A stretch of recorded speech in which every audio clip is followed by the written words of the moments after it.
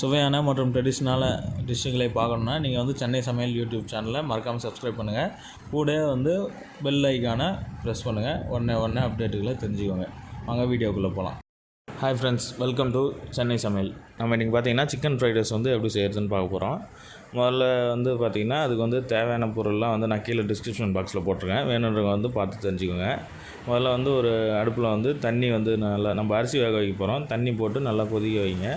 தண்ணி வந்து நல்லா கொதிக்கிட்டோம். தண்ணி கொதித்த உடனே பார்த்திங்கன்னா வந்து நம்ம எண்ணெய் ஊற்றிக்கலாம். அப்போ தான் வந்து அரிசி வந்து ஒன்றோட ஒன்று ஒட்டாமல் நல்லா வரும்.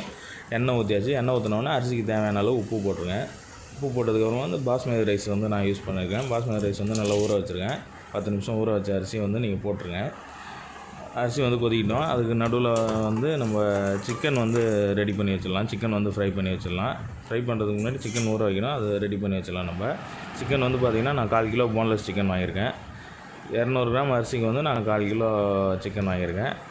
இதில் வந்து பார்த்திங்கன்னா ஃபஸ்ட்டு வந்து சில்லி பவுடர் போட்டுடலாம். ரெட் சில்லி பவுடர் போட்டுருங்க. அப்புறம் தேவையான அளவு சிக்கனுக்கு தேவையான அளவு உப்பு போட்டுருங்க. அப்புறம் பெப்பர், உங்களுக்கு காரம் எவ்வளோ தேவை அதுக்கேற்ற மாதிரி பெப்பர் போட்டுருங்க.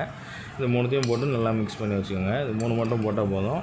மிக்ஸ் பண்ணி வச்சு ஒரு 10 நிமிஷம் நல்லா ஊறட்டும். 10 நிமிஷத்துக்கு 1/4 மணி நேரம் ஊற கேப்பில் வந்து நம்ம அரிசி வந்து ரெடியாக இருக்கும். அது போய் நம்ம வந்து வடித்து எடுத்துக்கலாம். பார்த்திங்கன்னா அரிசி வந்து நல்லா கொதித்து வந்துருச்சு. அரிசி வந்து 80% வெந்தாலே உங்களுக்கு போதும். நம்ம ஃப்ரை பண்ணும்போது மிச்சம் ரிமைனிங்காக வந்துடும். இப்போ வந்து நல்லா வெந்துருச்சு அரிசி. இப்போ வந்து இதை வடிகட்டி வச்சிடலாம். நான் வந்து வடிகட்டுறதுக்கு வந்து தனியாக வடிகட்டி வச்சுருக்கேன். பார்த்திங்கன்னா நல்லா அரிசி வந்து வெந்திருக்கு, நம்மளுக்கு பார்த்தாலே தெரியுது. அந்த அரிசி வந்து நம்ம ஒரு தட்டில் வந்து துணியை விரித்து அதை வந்து காய வைக்க போகிறோம். அப்போ தான் வந்து அரிசி வந்து ஒன்றோட ஒன்று ஒட்டாமல் இருக்கும். இது மாதிரி நல்லா காய வச்சுக்கோங்க.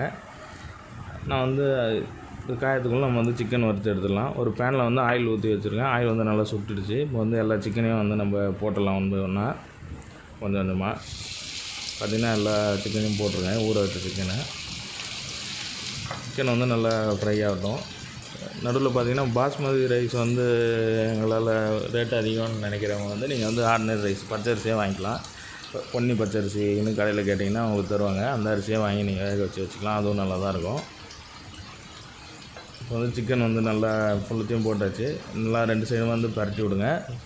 அடுப்பு வந்து சிம்மில் போட்டுருங்க. அப்போ தான் வந்து சிக்கன் வந்து நல்லா ஃபுல்லாக வேகும். உங்களுக்கு சாதாரணமாக விட்டிங்கன்னா ஃபுல் ஃப்ளேமில் வச்சிங்கன்னா சிக்கன் வெளியே மட்டும் வேகும், உள்ளே வெந்திருக்காது. பார்த்திங்கன்னா சிக்கன் வந்து நல்லா வெந்துருச்சு. சிம்லேயே வந்து மிக்ஸ் பண்ணி நீங்கள் எடுத்து வச்சுருங்க.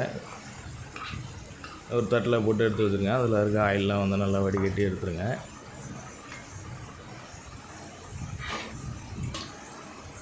நல்லா இருந்திருக்கு, உங்களுக்கு பார்த்தாலே தெரியும். கடையிலலாம் சிவப்பாக இருக்குமே அப்படின்னு கேட்டிங்கன்னா வந்து கடையில் வந்து கேசரி பவுடர் போடுவாங்க. அதனால் உங்களுக்கு சிவப்பாக இருக்கும். கேசரி பவுடர் வந்து நாட் குட் ஃபார் ஹெல்த். அதனால் வந்து நான் கேசரி பவுடர் யூஸ் பண்ணல. இப்போ வந்து ஆயிலெலாம் வந்து நல்லா ட்ரெயின் ஆகிடுச்சு. தனியாக சிக்கன் எடுத்து வச்சுருக்கேன். இப்போ நம்ம வந்து ஃப்ரைட் ரைஸ் செய்ய ஆரம்பிச்சிடலாம்.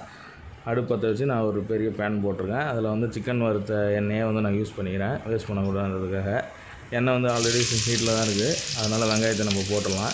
வெங்காயம் ஒரு வெங்காயம் போட்டுருக்கேன். பெரிய வெங்காயம் கட் பண்ணி வச்சுருக்கேன். போட்டு நல்லா ஃப்ரை பண்ணிக்கோங்க. வெங்காயம் வந்து சீக்கிரமாக வதங்கிடுச்சு. அதனால் 4 முட்டை வந்து உடச்சி வச்சுருங்க. அந்த 4 முட்டையும் போட்டு நீங்கள் நல்லா பொடி மாஸ் மாதிரி பண்ணிக்கோங்க. ஆரம்பத்தில் நல்லா பொடி மாஸ் மாதிரி முட்டை வந்து நல்லா ஃப்ரை பண்ணி வச்சுக்கோங்க. முட்டை வந்து நல்லா வேகட்டும். முட்டை வந்து பார்த்திங்கன்னா இப்போ நல்லா பொடி மாஸ் மாதிரி ஆகிடுச்சு. இப்போ வந்து நம்ம கோஸ் வந்து போட போகிறோம். முட்டை நல்லா ஃபுல்லாக ஃப்ரை ஆகிடுச்சு. நம்ம கோஸ் போட்டுடலாம். கோஸ் போட்டு அதுக்கப்புறமா நல்லா லைட்டாக மிக்ஸ் பண்ணிக்கோங்க. காய்கறிலாம் பார்த்திங்கன்னா வந்து உங்களுக்கு 80% வந்து குக்காக இருந்தாலே போதும். அப்போ தான் வந்து உங்களுக்கு சாப்பிட்றதுக்கு நல்லாயிருக்கும். கோஸ் போட்டதுக்கப்புறமா வந்து குடமிளகா போட்டுடலாம். குடமிளகா வந்து உங்களுக்கு சைஸுக்கு ஏற்ற மாதிரி நீங்கள் கட் பண்ணிக்கலாம். நான் வந்து சின்னதாக போட்டிருக்கேன். ஒரு குடமிளகா நான் கட் பண்ணி வச்சுருக்கேன். கோஸ் வந்து ஒரு 100 கிராம் கோஸு. குடமிளகா போட்டதுக்கப்புறம் உப்பு தேவையான அளவுக்கு. உப்பு வந்து தனித்தனியாக சிக்கனுக்கு தனியாக, அரிசிக்கு தனியாக, அது மாதிரி இந்த ஃப்ரைட் ரைஸுக்கு தனியாக 3மே வந்து தனித்தனியாக போட்டுக்கோங்க. அப்போ தான் வந்து உங்களுக்கு அளவு கரெக்டாக தெரியும். உப்பு போட்டு வந்து நல்லா மிக்ஸ் பண்ணிக்கோங்க. உப்பு போட்டோன்னே வந்து அடுப்பு சிம்மில் வச்சுருங்க. ஏன்னா காய் வந்து வேக ஆரம்பிச்சிடும். உங்களுக்கு காய் வந்து 80% வந்தால் போதும். அதனால் உப்பு போட்டோன்னே சிம்மில் போட்டுருங்க. அதுக்கப்புறமா பார்த்திங்கன்னா இஞ்சி பூண்டு பேஸ்ட் வந்து போட்டுக்கோங்க. ஒரு 20 கிராம் இஞ்சி பூண்டு பேஸ்ட் போட்டுக்கோங்க. காரம் வந்து அதிகமாக வேணான்றது வந்து இஞ்சி பூண்டு பேஸ்ட் வேணால் ஸ்கிப் பண்ணிடலாம். நீங்கள் இஞ்சி பூண்டு பேஸ்ட்டு போட்டு நல்லா மிக்ஸ் பண்ணிடுங்க. இஞ்சி பூண்டு பச்சை ஸ்மெல் போனதுக்கப்புறமா வந்து நீங்கள் சாஸ் ஊற்றிடலாம். சோயா சாஸ் வந்து ஒரு 2 ஸ்பூன் சோயா சாஸ் ஊற்றிக்கோங்க. அதுக்கப்புறமா வந்து சில்லி சாஸ் வந்து ஒரு ஸ்பூன்லேருந்து 2 ஸ்பூன் தேவையான அளவு சில்லி சாஸ் போட்டுக்கோங்க. நீங்கள் போட்டு இப்போ ரெண்டுத்தையுமே வந்து மிக்ஸ் பண்ணிக்கோங்க. நல்லா மிக்ஸ் பண்ணி விட்டுக்கோங்க. சில்லி சாஸ் வந்து நல்லா மிக்ஸ் ஆகட்டும். சில்லி சாஸும் சோயா சாஸும் நல்லா ராஸ்மெல் போட்டோம். ராஸ்மெல் போனோடனே வந்து நீங்கள் வேக வச்சுருக்க அரிசியை போட்டுடலாம். அரிசி வந்து நம்ம வேக வச்சு வச்சுருக்கோம். அந்த அரிசியை போட்டு நல்லா மிக்ஸ் பண்ணி விட்டுருங்க. வந்து வெட்டி விடாதீங்க. அரிசியை நல்லா மிருதுவாக கிளறி விடுங்க. அப்போ தான் ஒன்று வெட்டாமல் நல்லா நைஸாக ஸ்மூத்தாக வரும் உங்களுக்கு ஃப்ரைட் ரைஸ் மாதிரி.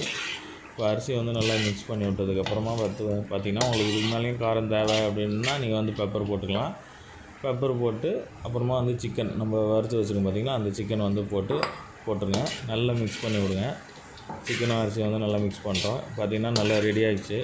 ஃப்ரைட் ரைஸ் வந்து ரெடி ஆகிடுச்சு. லாஸ்ட்டாக பார்த்திங்கன்னா ஸ்ப்ரிங் ஆனியன் போட்டுருங்க. உங்களுக்கு தேவையான ஒரு கைப்பிடி அளவுக்கு வந்து ஸ்ப்ரிங் ஆனியன் கட் பண்ணி வச்சுருக்கேன். அதை வந்து போட்டு அடுப்பை வந்து ஆஃப் பண்ணிருங்க. இதை வந்து வேறு பிளேட்டுக்கு மாற்றி குழந்தைங்களுக்கு வந்து எல்லாருக்குமே வந்து சர்வ் பண்ணலாம். இந்த காலத்து பசங்களுக்கெல்லாம் வந்து ரொம்ப பிடிச்ச உணவு, ஹெல்த்தியான உணவு பாஸ்மதி அரிசி போட்டதுனால.